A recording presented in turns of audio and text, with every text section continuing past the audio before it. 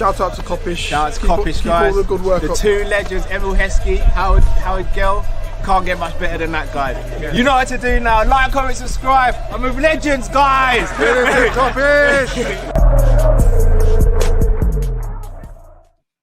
Yes, lovely people. Hope you're well and welcome to a Kop-Ish catch-up live. As always, when we get behind the mic, please make sure you subscribe, comment, and like. Not going to be here for a long time. Hopefully, it is a decent time though.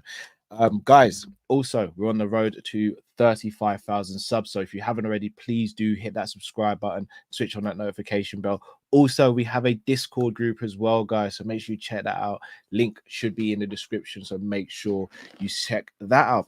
Got a few topics wanted to discuss, and I didn't want to leave them too long because they are kind of brewing. Going to speak about the links to Adam Wharton, that is Crystal Palace's centre midfielder, who is highly rated by a lot of people, went to the Euros, but didn't get any game time, and it is admired by a lot of Liverpool fans, including myself. We're going to be speaking about Alexis McAllister, who apparently is carrying a slight injury.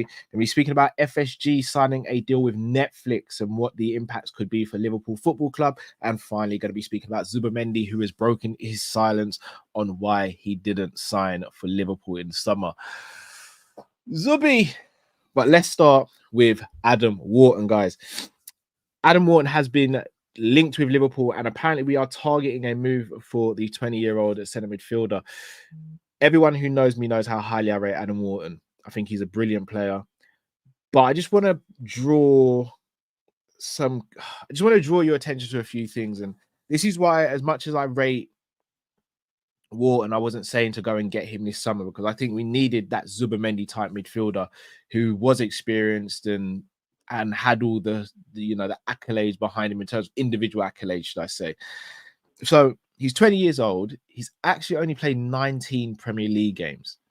So he's just about had half a season of actual games. So he played 16 games last season and he's played 3 so far this season. He's 20 years old. So very similar age to Bajcetic and Tyler Morton as well.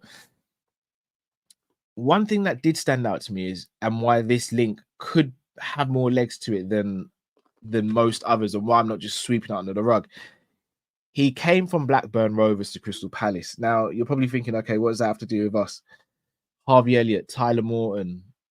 I'm trying to think. Someone else has been there as well. I think someone might be on loan there now from Liverpool. We have a great relationship with Blackburn Rovers Football Club, a fantastic relationship.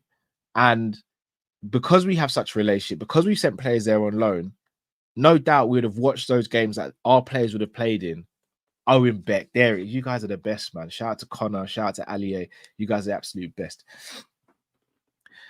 Shout out to Luke B as well.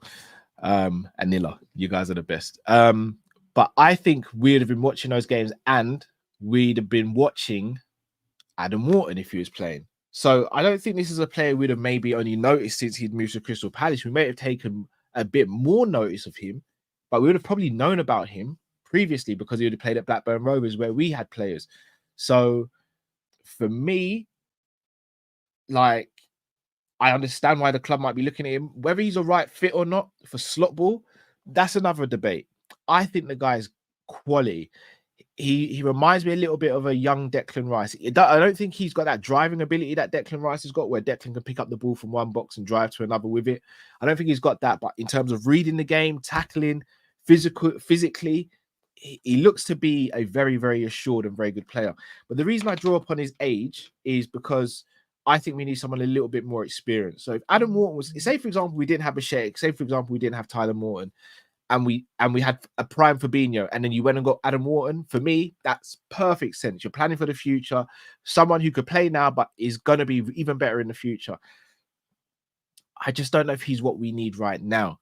When you think of the fact that you've got Gravenberch and McAllister in there, both of whom are 22 and 25 respectively, I think you need someone around McAllister's age or slightly older to come into either partner Gravenberch or McAllister. I think if you put in a 20-year-old in there with Gravenberch or a 20-year-old in there with McAllister, expecting them to do certain work, I think it's going to be very, very difficult. So let me know in the comments, guys. Would you like to see us sign Adam Wharton? Look, I'd be over the moon if we signed him. I just don't know if he's the right player for us right now. But at the same time, you leave a player like that on the market for too long, they go to one of your rivals and you never get a chance to sign said player again. So I'd love to know your thoughts and opinions on that, guys. Please let me know in the comments section below. Right, on to a midfielder who I just mentioned, who does play for the club and who is considered one of the best in the world, or according to man like Matt, big up man like Matt, big up Drifty, the best number 8 in the world, and that is Alexis McAllister. Reports are that he has some discomfort in his abductor, and he's training separately with the Argentine squad in preparation for their game, I believe, against Colombia. Is it Colombia? I think it's Colombia. Again, this was my biggest worry going into this season, especially now after we've seen how well him and Gravenberch have played in the opening 3 games of the season. No disrespect to Curtis Jones, no disrespect to Endo, no disrespect to Tyler Morton. You know, I rate all these players. I don't think any of them come close to the level of an Alexis McAllister, though. And that's where I get a little worried, because if we lose McAllister or Gravenberch with the form he's in, I think the drop-off is quite significant.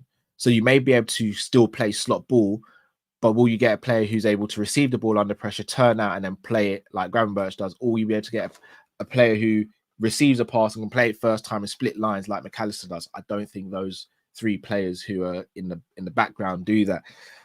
Now, the question becomes, will he play this fixture for Argentina? And I hope not, but he's integral to their team. And if Argentina are desperate to win this game, then yeah, it would be it'd be a worry for me, because a discomfort can become a long-term injury or an injury very, very quickly, especially with the pace of the game nowadays.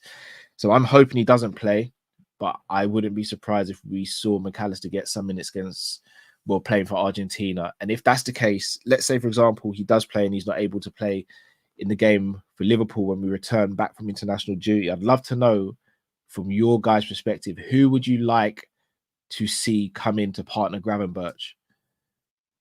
Would it be Tyler Moore? Would it be Curtis Jones? Would it be Endo? I'd love to hear your thoughts on that. Shout out to Endo. I think he scored in his last international game as well. But yeah, I do worry about the amount of workload that McAllister's had on him in the last few years. You think of the World Cup, you think of the Copa America, the season he had at Liverpool where he's played between the 6 and the 8 and probably did more running than he's ever done in his life before. I'd like to see Matt get some rest, if I'm going to be honest. I really do. And I don't hope it's through injury. So we'll see. We'll watch this space, and hopefully McAllister returns and he's fine and fit and able to play. Right, on to the next topic of discussion, and that is FSG have signed a deal with Netflix. Now, I got a shout out to Netflix before I speak about FSG. They've just acquired the rights to WWE, which is a huge deal, and they are just going from strength to strength. And I mean, obviously, I wouldn't mind if they put the prices down every month, but they're going from strength to strength. So FSG have signed a deal to do a docuseries. However, the article stipulates, and is very clear in the stipulation, that the Red Sox won't be the only team that FSG owns that has a documentary. Now, 2 questions here I've got. Firstly, would you guys like to see a Liverpool documentary, which is, you know, sort of guided by the FSG hierarchy? But second of all, we were meant to have a documentary going on Amazon Prime, if I'm not mistaken, no? Well, Klopp's last season. That's gone completely quiet. Have the club like cancelled that? Does anyone know any information about that? Like, because I was under the notion that we were going to be doing a documentary. Ali, you're saying it's not Amazon. Was it Netflix then, or what was it meant to be, or where was it meant to be? Because I've not heard anything about that. Unless this is the deal, unless we've captured all the footage and then we just say, look, we've filmed everything and just give the rights over to Netflix for streaming purposes. Me personally, I'm gonna be real. I don't really want to watch back last season, how it sort of ended. If we can watch the documentary up until we won the League Cup, I'm all right to just end it there. because I don't really want to relive going through that, especially given that we couldn't provide more trophies for Klopp as he was leaving. In my opinion, the best manager we've had well, not in my opinion, he's the best manager we've had in my lifetime. I don't want to see a documentary about that. I really don't.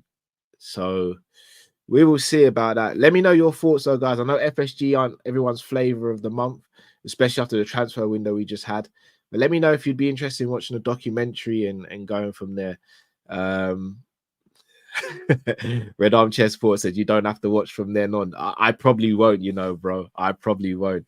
So yeah. Want to also speak about another midfielder now. A midfielder that caused me quite a lot of headache in the summer. Had me hair streaming, had me bringing Robbie into the show, my little son, talking about Zubimendi's going to sign. We're getting a 6, Zubi this, Zubi that. But as the story goes, we all know he didn't sign.